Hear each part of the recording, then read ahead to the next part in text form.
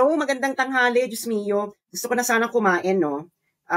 Gusto kong kumain ng tanghalian, pero naloka ako dito sa ating bagong pasabog. So, paki-share po muna itong ating live. Ayan, alam niyo naman napapadalas ko mag-live kasi sinabihan ako ng uh, ating mga friends na cyberpunk na mag-live daw ako na mag-live para iwas gurgur sa kanilang favorite na reporting na impersonation. So kapag mag-live ka, paano ko ma-impersonate? Ikaw yung nagla-live, hindi ba? So eto na mga friendship. I-share nyo na kasi nakakaloka ang eksenang ito. Ito ay sagupaan. Mga friendship, ito ang tinatawag na sagupaan. Okay, salpukan. International level salpukan. Pero ang hindi natin kilala, ang kalaban ay hindi isang malaking bansa, kundi isang napakabagong bansa dahil naging bansa lang ito mga 1999, 2000, naging independent state lang ito. Very recent. Mas matanda pa ako sa bansang ito. Alam mo yun? So, i-share nyo na yung mga kumakain dyan. Baka gusto nyo munang makipagchikahan sa atin. Ayan. So, bago ko finally kumain, dahil nagugutom na ako, hindi pa ako kumakain since 1982. Charot. Anyway, so, eto na. Okay. O, i-share nyo muna, lalo na yung mga gusto makipagchikahan. Hindi ba? Chikahan muna tayo. Ano to? Tagagaling daw sa peace rally sa Regina, Saskatchewan. Okay, thank you so much sa inyong peace rally. Ituloy-tuloy lang po natin yan dahil, you know why? The country is going towards a radical transformation as time goes on. No? Patience is a virtue, pero the Philippines is up for a great reset and transformation. Patience is a virtue. So at least nakita na natin talaga ang mga tunay na magkakampi. Hindi po pula at dilaw ang tunay na magkalaban. Okay, so eto na ang eksena. Bibigyan ko muna kayo ng background. Okay, background. Okay, so ano ang background? So kilala nyo naman si Teves, no?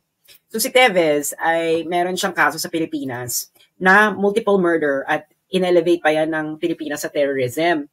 Si Teves ay inakusahan na pinegi ang kanyang kalaban sa politika, si Degamo sa Negros, and then si Teves ay isang congressman. Ngayon, si Teves ay nag-apply ito ng asylum sa Timor-Leste. Okay. Sa mga hindi na, so otherwise known as East Timor, pero ang kanya talagang official name ay Timor-Leste. Ngayon, nasaan ang Timor-Leste? Ito ay malapit sa Indonesia. Ito ay nasa, dati itong part ng Indonesia hanggang ito ay naging independent country dahil nga, well, it's a process of decolonization, Chorvanesque. Okay, so hanapin nyo na lang yan. Maliit lang yun na bansa. Very small but very, how should I say this? Malaki ang gravitas ng Timor-Leste. Okay. Mas maganda ang record nila pagdating sa political freedom kaysa sa Pilipinas, for example. So, hindi siya, maliit siyang bansa, pero hindi siya puchu-puchu. Okay, maliit siyang bansa, hindi puchu-puchu. Ngayon, after maaresto ni PRRD, parang I think a week or so, nag-decide ang Court of Appeals ng, tagalin ko nga muna ito, nag-decide ang Court of Appeals ng Timor-Leste na yung asylum ni Teves ay papayagan. At unanimous yung mga judges. So, ibig sabihin, kahit isang judge sa Court of Appeals ng Timor-Leste, walang tumanggi. This was like two weeks or a week or so after Finor's exile si PRRD. So, kayo nang bahala mag 1 plus 1 equals 2 kung may kinalaman ba ito sa isa't isa or whatever. Anyway, highway, your way or the highway, syempre na-imbiyer na ang gobyerno ng Pilipinas. Na-imbiyer na. Okay. Na-haggard. Kasi yung Timor-Leste. Bakit? Hindi ba? Ang liit-liit ang bansa ng Timor-Leste. Alam mo yun na parang, ang liit-liit niya. Bago nga lang ito, New Kid on the Block. Lahat siguro na nakikinig dito, wala naman siguro Gen Z na nakikinig sa akin dito, na pinanganak ng 1996. Meron ba? Meron ba sa inyo dito pinanganak ng 1996, 97, 98, 99? Okay. Lahat ng nakikinig dito, mas matanda pa kayo sa Timor-Leste. Gen Z daw si? Sinong Gen Z? Si Maymie Cabalos? Ilang taong ka? Anong year ka pinanganak? May 2,000 pinanganak. Tigilan nyo nga ako. Nakita ko yung mga profile. Kakakatingin ko lang ng profile ninyo. Anyway, ay, pareho kami ni 1982, ni Gardening Hobbies. Best year. Charot. Anyway, so yung Bierna, Ceremonia. At kung ano pinagsasabi niya sa Timor-Leste. Sabi niya, ang Timor-Leste daw, ang kanyang judicial system ay immature pa. Tapos hanggang nag-threaten na ang BBM administration. Okay. Ano yung threat? Sabi daw, kasi ang Timor-Leste, nag-a-apply pa lang to sa ASEAN. Okay. So, nag-threaten. Well, kung hindi nyo extradite yan si Teves, baka hindi namin i-approve yung inyong membership sa ASEAN. Ayun. Well, in fairness to BBM administration, no, yeah, that's a good move. That's a good move. Pero, kasi parang chess yan, no? Just because you can, it doesn't mean you should. Dapat alam mo din yung magiging counter ng kalaban mo. Maybe you plan it 2 steps, 3 steps, 5 steps. If you can plan the whole game, mas perfect. Okay? Mas perfect.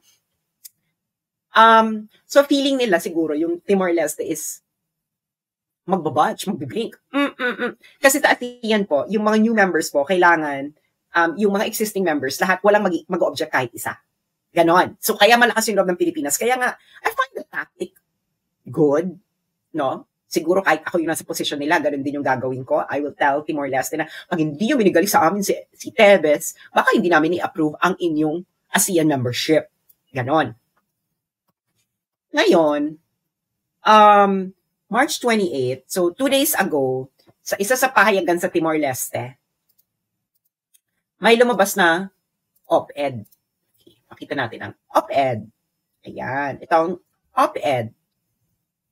Ano ba to? I-print ko na lang kaya to ng PDF para hindi siya mag-lag. Okay, i-print ko siya ng PDF.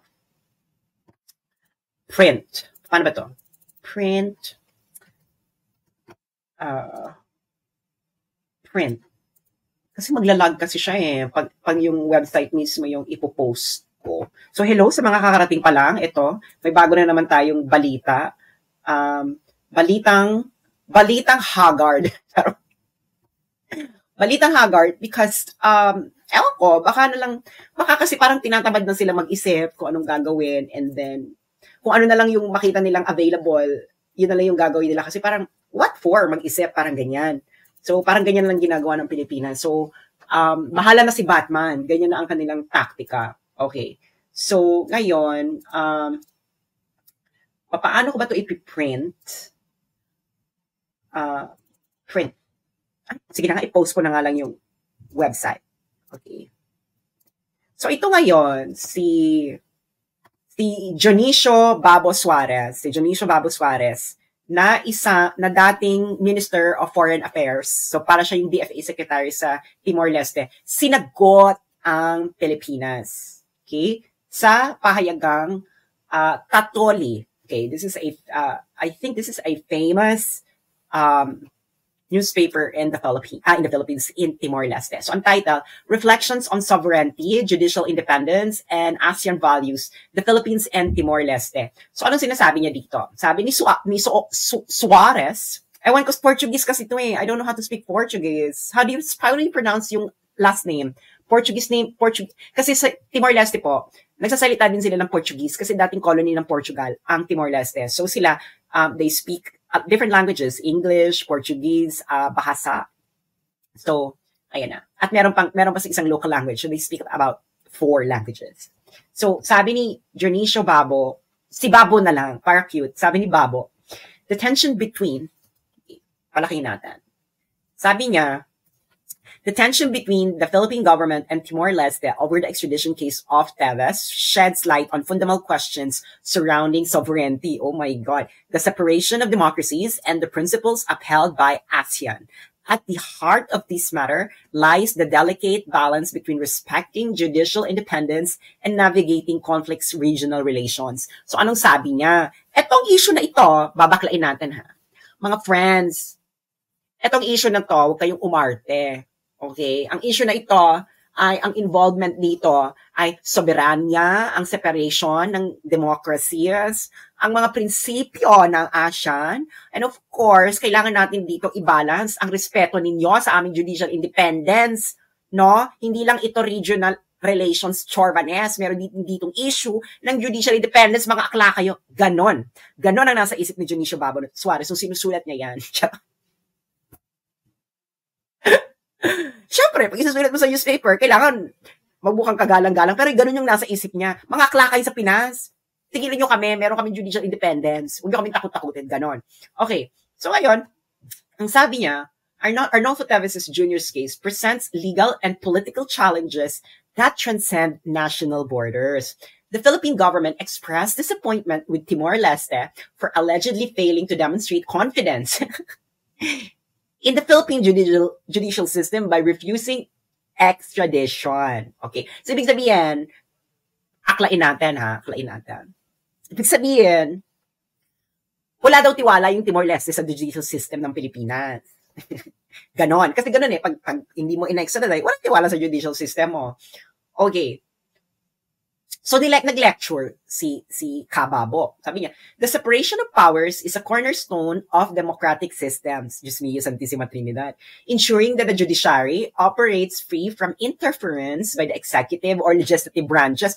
Makinig kayo sa Pilipinas, nililecturean kayo ng Timor-Leste.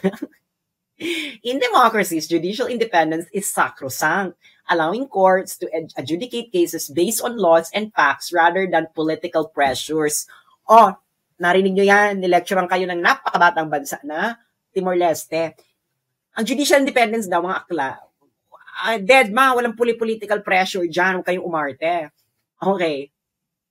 Ngayon, ang sinabi, the Philippine government's apparent frustration with Timor-Leste's judiciary raises concern about how Manila interprets this principle. Napaka-diplomatic kasi dati itong diplomat.